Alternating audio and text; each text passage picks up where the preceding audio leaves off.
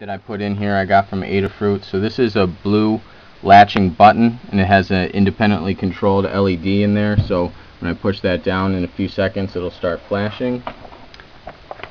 Back here I replaced the cord with a lithium polymer USB charger, and that can charge 500 milliamps. It could actually go up to an amp, but I didn't set it like that. Inside there's a lithium polymer battery and also a circuit with an Arduino that controls the Bluefruit module. So let me show you how this works. So I turn that on. The Arduino takes a few seconds to get going, but once it does, it will sync the status of this LED with the status light on the Bluefruit module. So if I just go to my PC and go ahead and connect,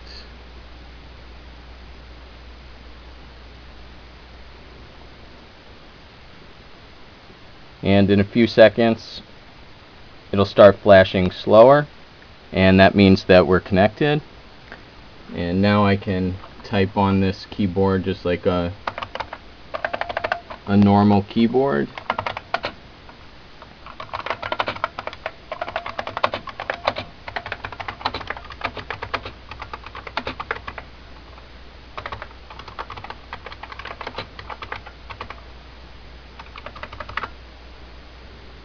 So that's, it's really convenient.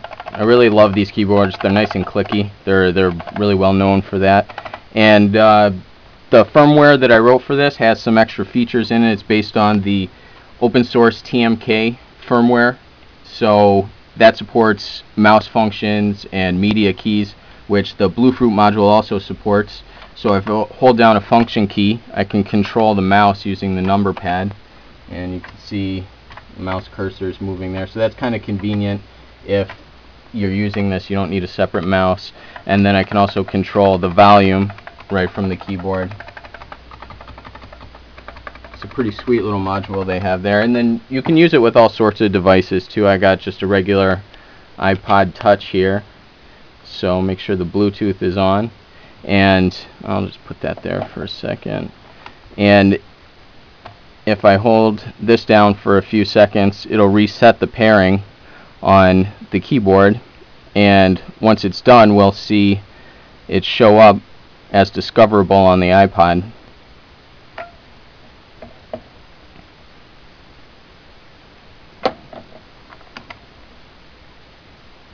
Oh, there it is. And so then we'll go ahead and we compare it to the iPod.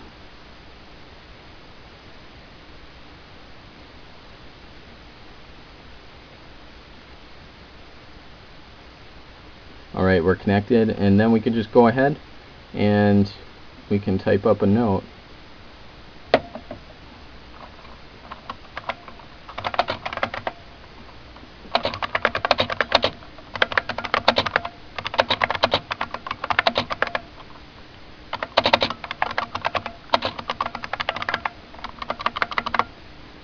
So that's pretty nice, and let me just take a minute. I'll open this up for you.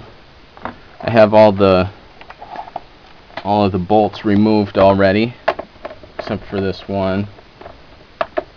You kind of don't make them like this anymore.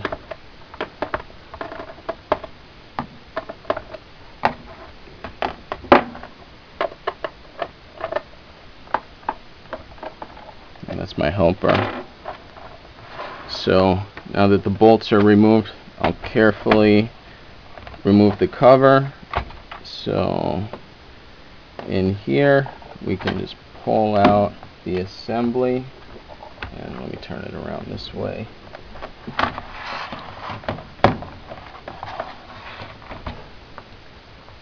And I'll lift that up, and then we can remove that there, and the assembly just comes out. So this is the assembly's got a nice steel plate here with the stock controller, and we'll just set that aside. And then these are the parts that we put in there. I use these jumpers that are removable so that we can separate the two pieces if we need to.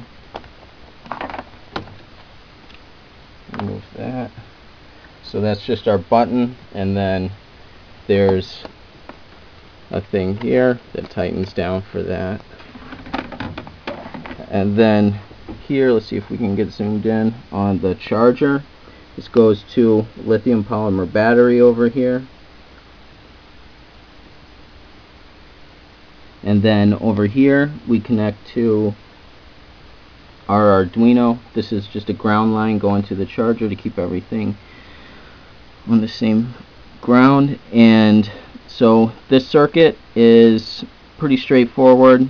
It's just a normal PS2 converter in the firmware of the Arduino, and then we're communicating with the Bluetooth module over serial. So works great. I'm really happy with the way the project came out, and if you guys have any questions, just let me know.